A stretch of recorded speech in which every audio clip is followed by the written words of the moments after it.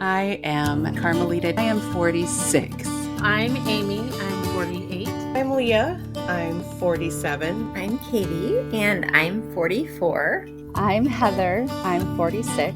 Welcome back to Interwoven's second season of 2022, featuring conversations centered on sisterhood and, as always, celebrating and supporting women in middle life. We here at Interwoven are excited to exchange support this season with Renaissance Theater Works, founded and led by women, celebrating 30 years of theater by women for everyone, and is the nation's second oldest professional theater dedicated to gender balance. RTW produces 3 intimate shows per season in Milwaukee's Harbor District. Check out their website and reserve your tickets today at r-t-w.com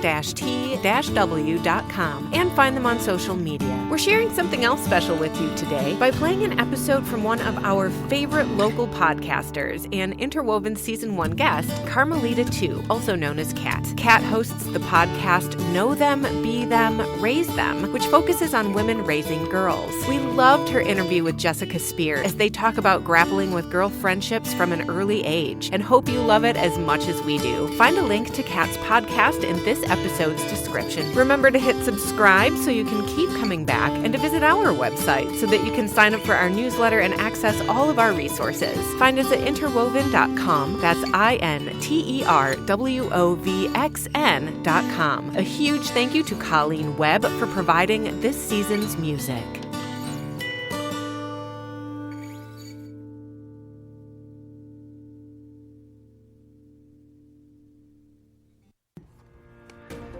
Hello, everyone. I'm Carmelita-tiu, and welcome to Know Them, Be Them, Raise Them, a show to help busy, mindful, growth-oriented moms stay informed and inspired as they navigate their daughters' tween and teen years, with most episodes running 20 minutes or less. If you're interested in hearing from experts, authors, therapists, coaches, moms who've been there, and hear a curated selection of articles, be sure to follow or subscribe, and follow at @KnowBeRaiseThem on Instagram. So, girls and friendships, where do we start? I can remember navigating cliques, hearing whispers, taking sides, and witnessing silent treatments. I can even think of a few times I ate in the library in high school, specifically because I just didn't want to deal with the drama and politics that a school lunchroom can bring on. And there's no shortage of books or movies on the topic. It seems tween and teen girls and friendship drama often go hand in hand. That's why I was so excited to connect with Jessica Speer, a mom of 2 daughters and author of the award-winning book, BFF-or-nrf, Not Really Friends, A Girl's Guide to Happy Friendships. Her book grew out of her friendship program that strengthens social awareness and helps kids learn to navigate common struggles. She has a master's degree in social sciences and explores social emotional topics in ways that connect with preteens and teens. I asked Jessica to shed some light on the social struggles in the tween and teen years, what she's learned in her work, and what moms and parents can do to support their daughters. Here's that conversation. Well, welcome, Jessica. I'm so excited for you to be here, and thank you for sharing your wisdom and expertise. I'm curious, what can you tell us about friendship and social struggles at this stage in life, these preteen and teen years? Yeah, well, thank you for having me. And what is helpful for us to know as parents as we enter this phase is that it's really common. So there's a big developmental shift happening. So when kids are younger, so let's say, girls are going from toddlers to preschoolers to early elementary school, their friendships are really based on proximity, who's nearby, neighbors, classmates, and play. So that bases the foundation of our friendships in our early age there. Then there's this shift that happens. And of course, it happens at different ages for everybody. Some girls start this shift in later elementary school, some it happens in middle school, but they're no longer really looking for friendships based on that proximity and play. They're looking for friendships based on shared interest, friendships based on deeper levels of acceptance. They're also, starting puberty, and they're also starting to pull away from their parents a little bit. So they're starting that individuation process, which puts even more weight in these friendships. So it's not surprising at all that instability often rules in friendships in the preteen years. So just keeping that in mind, that this is a really big developmental stage as far as social emotional growth goes, will help keep parents grounded, so they can best support their girls through this process. Thank you so much for normalizing this experience. It's hard not to wonder, like, is this, how much should I react to this? So I appreciate that you have kind of set the stage that this is very common. And just wanted to say that. Yeah, and I think that part of my motive for doing my friendship groups and for writing this book was to normalize a lot of that. I think sometimes we can get caught up in, oh no, something's wrong with my daughter, or or all these other people, there's something wrong with them. But really, they're all just going through this really important phase. And yes, it's uncomfortable, and yes, it might feel unstable, but something really important is happening. They're learning how to be a good friend. They're learning how they want to be treated in relationships. They're learning how to stand up for themselves. They're learning how to be trustworthy. They're learning so much. And of course, mistakes are common, and it's a bumpy road, but it's all part of the process. And if we can stay really grounded as parents, like not get caught up in every single conflict, but really grounded, help, be the emotional coach, be the guide, ask some good questions so they can really start to get some insights about what's happening in their world. We're in a much better place. And if we become reactive to these situations as well. Yeah, that's so good to keep in mind. Out of curiosity, since my experience is limited to girls, and of course going through things myself, anecdotally, I feel like there's a lot of media presence or a lot of discussion around these struggles, these friendship struggles happening with girls. Do you notice, or have you heard this happening with boys as well? It does. And I think there's something interesting going on there that, parents of boys can be aware of. When I ran my friendship groups, they were open to boys as well. But I have to say, it was really hard to get the boys to participate. And I think some of this still goes back to, boys being able to express having struggles in relationships, having struggles, is it okay to express these uncomfortable emotions? So I think some of that we're still dealing with as a society. The other thing, though, I notice at the elementary school level, it is often the girls that are filling the counselors, room with these sort of friendship struggles. And I think because they hit puberty earlier. So I do think emotions are bigger. Girls are 2 years ahead, but not to say that boys aren't experiencing this, because they are.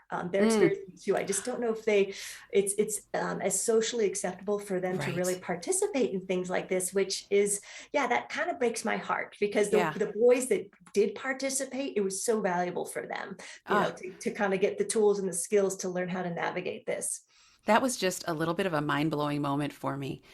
It's not that this isn't happening with boys, but like you said, our society really has made it tough for boys and men to show up emotionally and tap into those uncomfortable feelings and feel comfortable sharing them with others. So I thank you for framing it within that perspective. It's not a girl that's been problem. One of the most common comments I've had when I've done events about my book is moms will come up to me and say, we really need this for boys. And I'm like, you are right. You are absolutely right. And so actually that inspired me so much. My next book is more for middle school age. And as much as possible, I actually didn't attribute any stories or quotes to names or genders. So I, as much as possible, keeping that gender neutral, to allow everybody to associate with the stories that are, applicable to them and not. So so we're shifting as a society, and I'm so grateful for that. I got chills thinking about the potential impact of that kind of information for, regardless of how your child identifies, these are important concepts, and it's important for them to know that they're not alone. So I think in your work, this is a great time to jump into some of the friendship truths that I think you've identified. Can you share some of those and how how important it is for us to then share those with our daughters? Yes, and these grew out of as I was researching, and which grew into a friendship program. I was reading a lot of adult literature and books on this topic. I kept uncovering these truths that would be so helpful for kids to know at a younger age. So that's what I started to share in my program. And when we talk about these, there was like this sense of relief in the room. They're like, oh, okay, that explains why this is happening. So one of the friendship truths is friendships have different phases and change over time. So if we have that in our head as we enter this period of change and instability, we're like, okay, this is just part of this. This is not me. There's nothing wrong with me. Friendships do change over the courses of our lives. So that truth was, a relief to many girls. Another truth is, friendships require a lot of skills that people learn at a different pace. So, that helps to explain, if we have this friendship and something is, happening in there, let's just say our friend is super inflexible. Flexibility is a learned skill. We have to learn over the course of our development to learn to be flexible, to learn to share.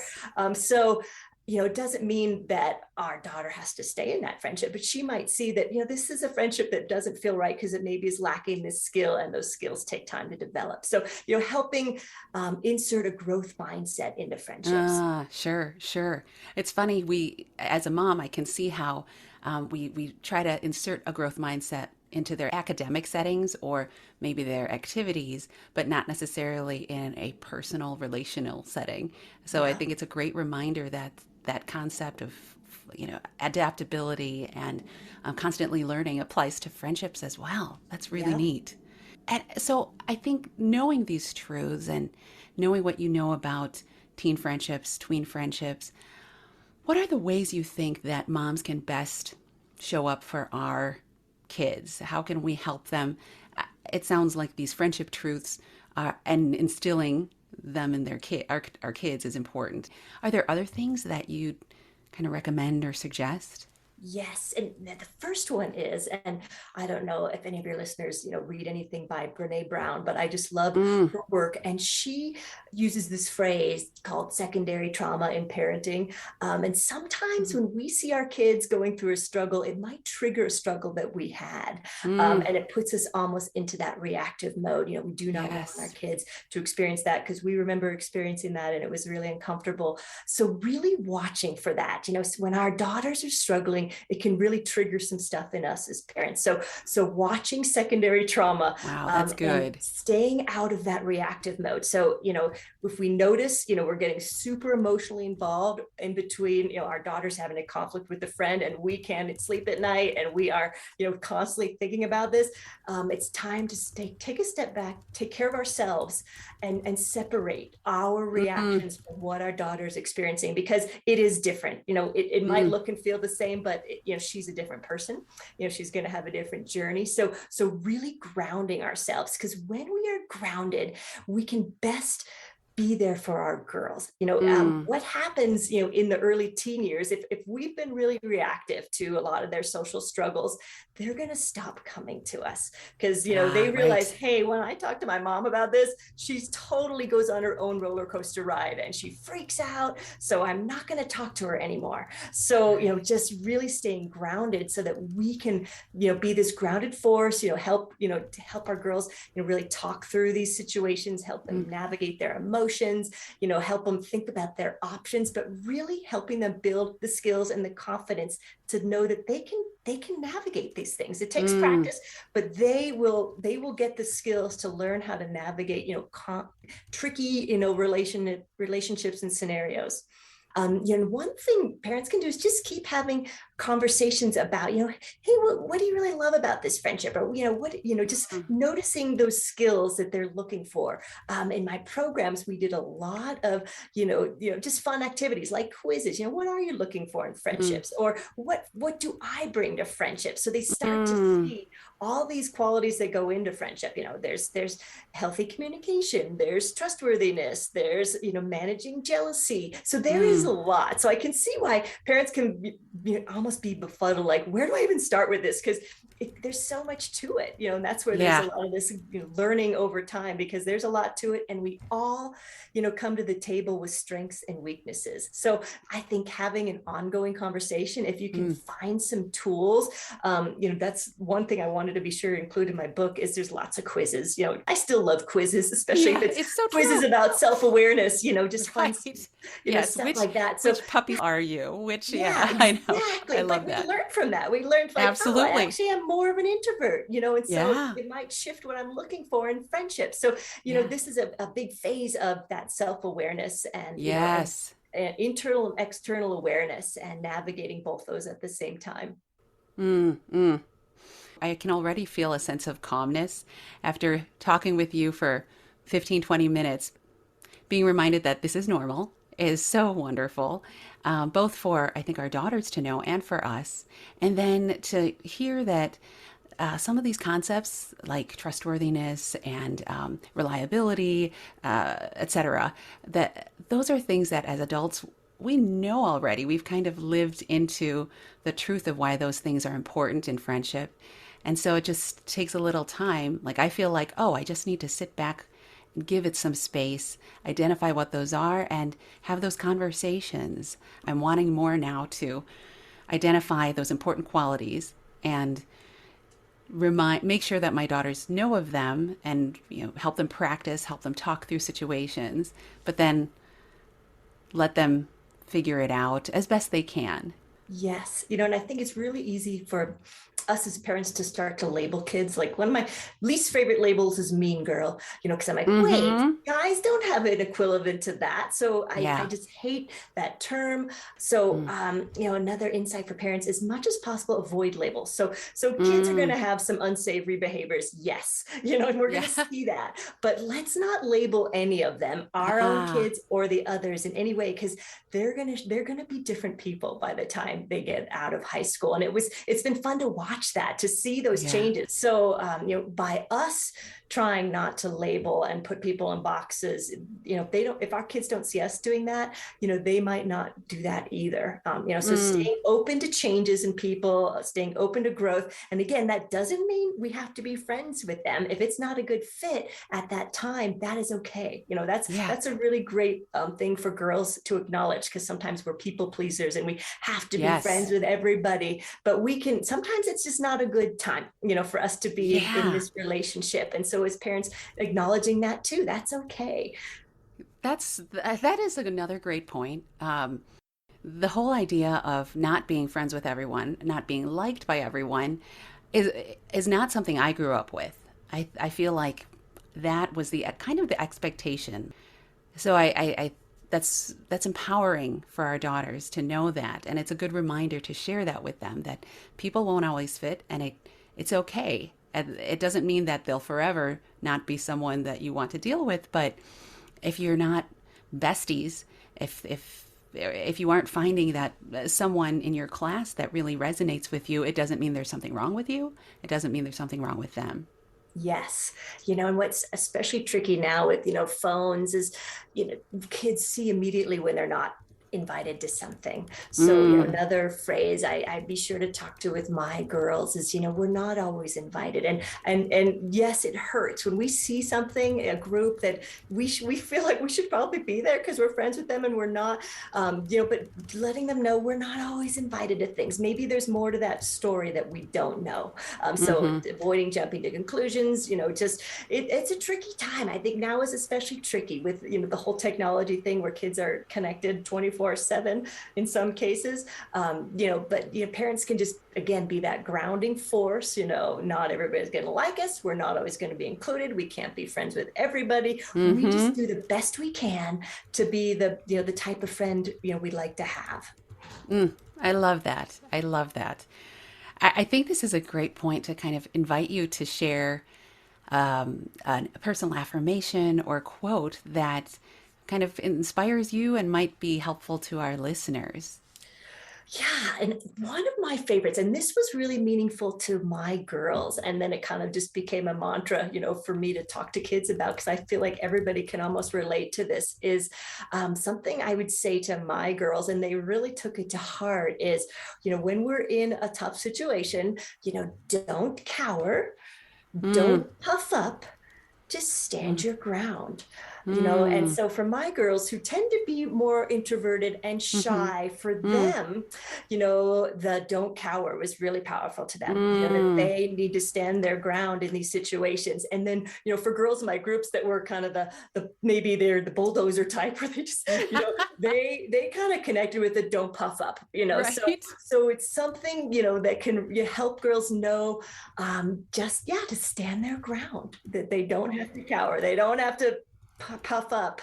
They have every right to be here, and they're worthy. I love that. It actually reminds me of something that I talked about earlier in one of my earlier episodes, but this notion of interrupting, and how I happened to notice in a certain social setting that one particular person was constantly interrupting and jumping over someone else.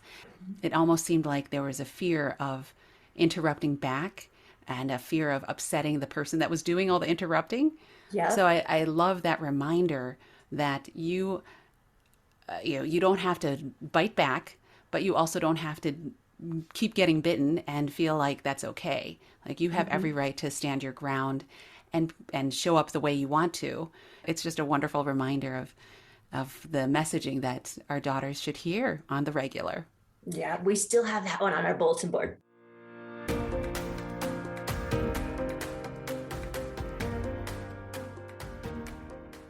I learned so much from this conversation with Jessica.